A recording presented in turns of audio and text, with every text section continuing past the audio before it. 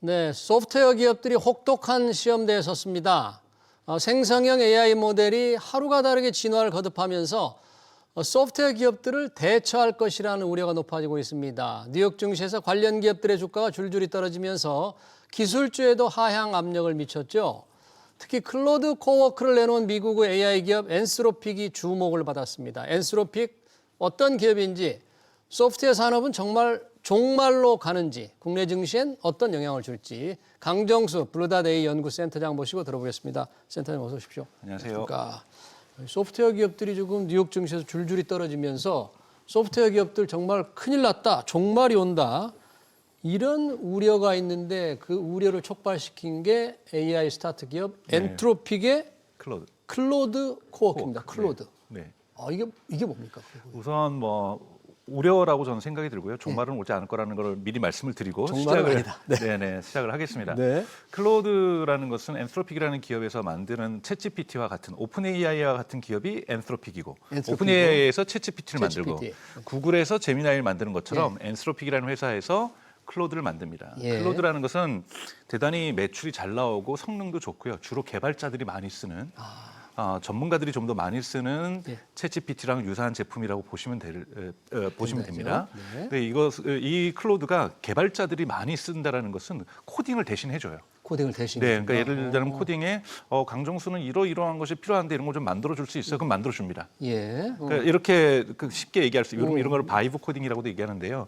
좀 더 진화된 버전이 작년 12월에 이 클로드 코드라는 것이 나왔고요. 클로드 코드. 네, 그걸 가지고 엔트로픽 직원들이 5명이서 10일 만에 클로드 코워크라는 걸 만듭니다. 열흘 만에요? 네, 5명이서. 네, 근데 이것의 장점 뭐냐면 우선 이제 로컬에서만, 즉 데스크탑에서만 작동하는 겁니다. 데스크탑에 이걸 설치를 해놓으면 클로드랑 연결이 되겠죠, 물론. 그러면은 저의 파일들을 읽어봅니다.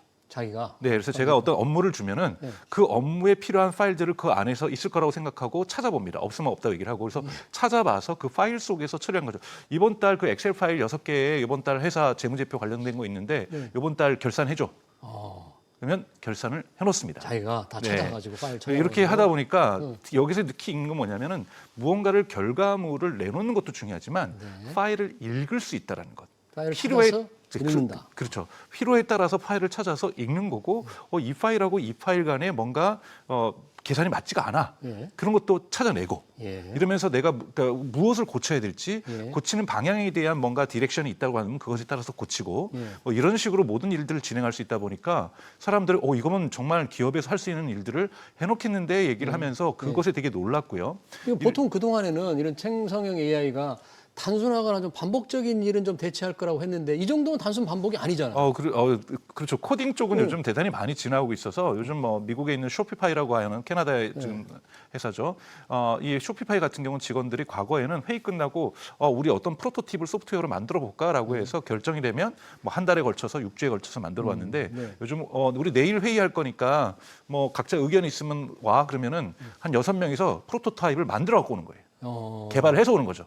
그리고 개발을 해가지고 주변 사람들한테 테스트해가지고 이런 서비스를 이렇게 구현하면 어떨까요를 실제로 구현까지 해갖고 오는 거예요. 이걸 다 클로드가 해주는 겁니다. 그러다 보니까 의사결정도 진행 속도도 너무나도 빨라지니까 우리 회사에 뭐 필요한 거 있으면 만들어 버리면 되지 않을까 이렇게 생각했는데, 여기다가 플러그인 형식으로 붙일 수 있는 서비스를 2개를 런칭을 했어요. 하나는 법률. 이걸 붙이면 변호사 사무실에서 할 수 있는 것을 특화해서 아예 소프트웨어를 만들어줬고, 어젯밤에는 금융과 관련돼서 재무와 관련돼서 할 수 있는 것을 특화해서 이들이 만들어냈어요. 그러다 보니까 이런 식으로 하다 보면 기존의 애저 서비스로 사스 서비스라고 하죠. 우리가 할 수 있는 뭐 여러분 아시는 서비스 나우라든지 세일즈포스라든지 마이크로소프트도 포함이 되고요. 이른바 서비스용 소프트웨어. 그렇죠. 이런 거죠. 매달이라든지 분기마다라든지 1년에 한 번씩 돈을 내면서 쓰고 있는 이 서비스들이 기업들이 엄청 쓰고 있잖아요. 네, 엄청 쓰고 있는데 여기 굳이 안 써도 될 것 같은데 필요하면 만들어 쓰면 되지 않을까라는 상상. 워낙 이것이 파워풀하니까. 그리고 여기에 금융 서비스하고 법률 서비스에 특화된 것들이 추가되다 보니 이런 식으로 하나씩 추가되면 이들의 매출이 사라지겠는데 라는 공포감이 미국에서 작동하게 되면서 AI 버블이 아니죠. AI가 기존에 존재하고 있었던 소프트웨어 산업을 박살낼 거다. 파괴시키고 혁신하게 할 것이다. 라는 우려 속에서 그들의 실적은 견실함에도 불구하고 그들 기업에 그 4분기 지금 실적이 나오고 있는데 실적이 나쁘지 않거든요. 실적이 좋은데. 실적이 나쁘지 않음에도 불구하고 그들의 주가가 지금 폭락하고 있는 예. 이런 상황이 지금 미국에서 전개되고 있다고 볼 수 있습니다. 그런 이제 아까 그걸 상상이라고 해 대체할 것이다. 이런 네. 소프트형 그런 서비스형 소프트웨어 기업들이 줄줄이 종말이 없어진다. 완전히 대체한다. 근데 그렇게까지 될 거라는 상상이라고 말씀하시면 그렇게까지 안 된다 그런 얘기예요. 안 된다는 게 아니라 아직 현실로서 일어나지 않은 거죠. 보통 아직은? 우리가 펀더멘탈에서 재무제표상에서 분기 매출이 갑자기 줄어들었다. 예. 이렇게 되면은 우리가 진짜로 이것이 영향을 미친다라고 얘기할 수 있는데 아직 분기 매출에 영향을 전혀 안 미치고 있음에도 불구하고 상상하는데 이 상상이 맞을 수도 있고 틀릴 수도 있습니다만 네. 상상이 맞을 것이라는 것을 주장하는 분들의 이론은 어떤 거냐면 네. 그렇다고 해서 소프트웨어 기업들이 다 망가지는 것이 아니라 네. 소프트웨어 애저 서비스로 제공해주는 기업을 두 가지로 분류할 수 있습니다. 하나는 예. 데이터를 가지고 있는 기업. 데이터. 네. 그 기업의 데이터를 처리하면서 데이터를 관리하는 기업들은 AI는 지금 클로드 코어 같은 경우는 코딩은 할 수 있어도 그 데이터를 갖다가 처리할 수는 없거든요. 예. 그러한 소프트웨어가 있고요. 죄송한 얘기지만 어도비처럼 예. 도구만을 제공하는 소프트웨어 기업이 있습니다. 자, 이런 도구만을 제공하는 곳 같은 경우에는 금방 대체될 수 있다.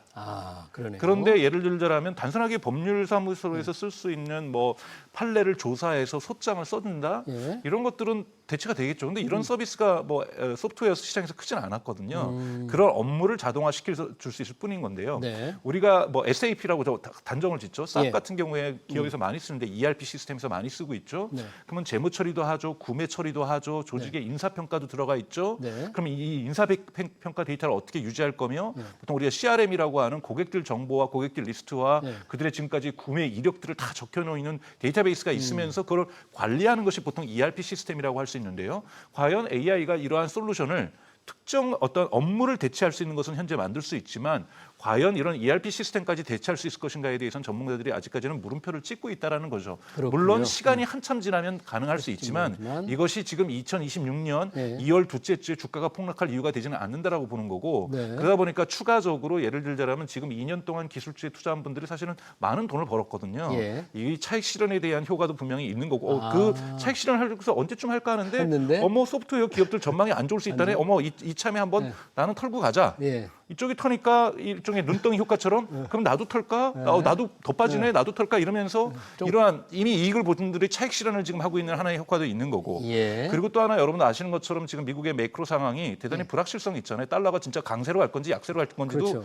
내일을 아는 사람이 지금 아무도 없잖아요. 어떤 전문가가 다음 주에 달러가 강세 갈지 약세 갈지를 지금 예측할 수 있으며 트럼프 행정부가 3월 달에 4월 달에 5월 달에 어떤 정책을 할지를 아무도 예측할 수 없는 전문가들의 예측이 다 틀렸잖아요. 그렇죠. 그래서 이러한 불확실성이 존재하는 여러 가지 요소들이 만들어내면서 퍼펙트 스톰, 그러니까 지금 완전한 폭풍을 만들고 있으면서 주가가 지금 일부 테크 부분, 즉 지금까지 이익이 많았던 네. 테크와 AI 주가들이 조정받고 있는 국면이라고 저는 보고 있습니다. 근데 이런 아까 말씀하신 이런 소프트웨어 기업에 이제 위협을 받고 있잖아요. 그래서 기업 네네. 사업구조 잠재적 위협이죠. 그렇죠. 참 위협을 받고 있는 건 맞는데 주가들은 이제 여러 가지 이유에서 떨어지지만 이런 기업들의 주가가 떨어지니까 이런 소프트웨어 기업들이 주로 투자한 게 굉장히 사모펀드들이 많다면서요. 그렇죠. 그 사모펀드들은 또 다른 주요 기술 기업에 투자를 많이 하고 있으니까 네. 이 사모펀드들이 상당히 큰 변수도 될 거라는 그렇죠. 그런. 거기에 대한 뭐 레버리지라든지 뭐 지불금, 지급금을 갖다가 높여야 된다든지 이런 예. 조정들이 계속해서 요즘 일어나고 있는 거고 예. 이런 것들이 비트코인에도 영향을 주는 거고 있는 거고 예. 사모펀드에서도 영향을 주고 있고 예. 합병이라든지 이런 것에서도 다 영향을 지금 연쇄작용을 지금 나타나고 있다고 볼 수가 있습니다. 네. 그러면 그런 상황이라면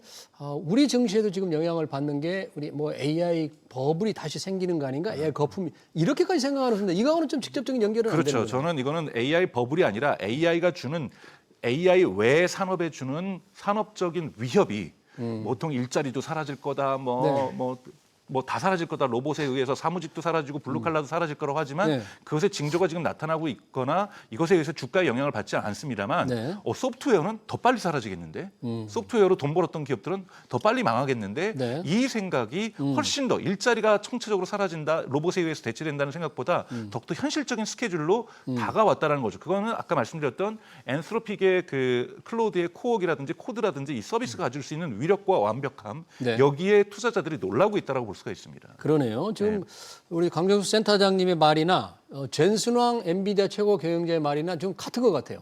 AI가 소프트웨어를 대체할 것이라는 그런 인식은 세상에서 가장 비논리적이다. 이렇게 젠슨왕이 얘기했던데. 물론 이제 젠슨왕은 이제 전체적인 워낙 이 AI 전체 또는 테크주에 있어서 가장 형님뻘 되는 주식이다 보니 또는 기업이다 보니 여기를 방어해야 될 논리를 만들어내는 것은 뭐 젠슨왕이 또한 하나의 또 과제라고 볼 수도 있고 임무라고도 볼 수 있고 의무라고도 볼 수가 있습니다. 그런 차원에서 이제 논리를 만들어내는 건데 젠슨왕의 얘기들을 좀 구체적으로 들여다보면은 그러니까 AI도 도구가 항상 필요하다.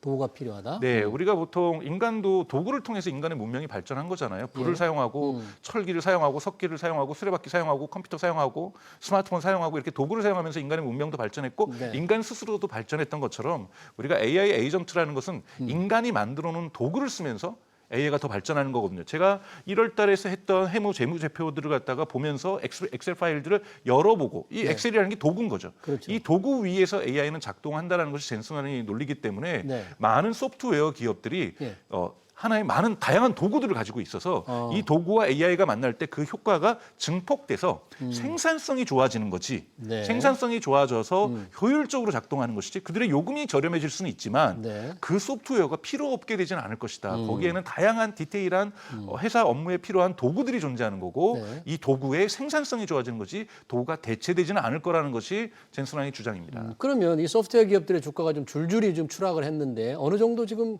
좀 과도하게 매도 압력으로 인해서 좀 과민 반응을 한다 이렇게 봐야 됩니까? 좀 멈출까요? 저는 그렇게 보고 있습니다. 아까 전에 말씀드렸던 제가 눈덩이 효과처럼 일부 예를 들자면 사실은 뭐 지난 2년 동안 테크주에 초기에 투자를 했으면 뭐 1000%를 번 분들도 계실 거고 엄청나게 많고 기관도 마찬가지고 개인도 많은데 언젠가 한번 항상 여러분 변동성이라는 건 주식시장의 변동성이라는 것은 변수가 아니라 고정값이잖아요.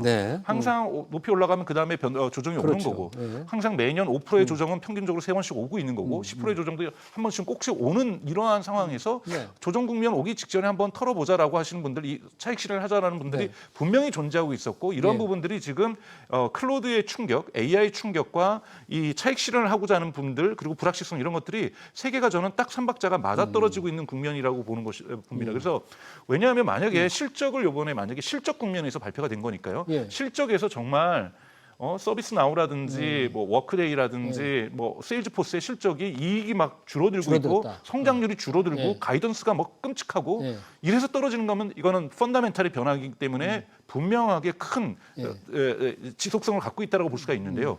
전혀 그러니까 견조하게 나왔단 말이에요. 의미 있게 나왔는데 주가가 떨어진다는 것. 저 기업이 A라는 기업이 성장하고 있는데 주가가 떨어진다는 것은 그 개별 기업의 문제를 삼아서 그 산업 섹터가 문제가 돼서 그 산업 섹터가 붕괴되고 있다는 뜻은 아니라는 거죠.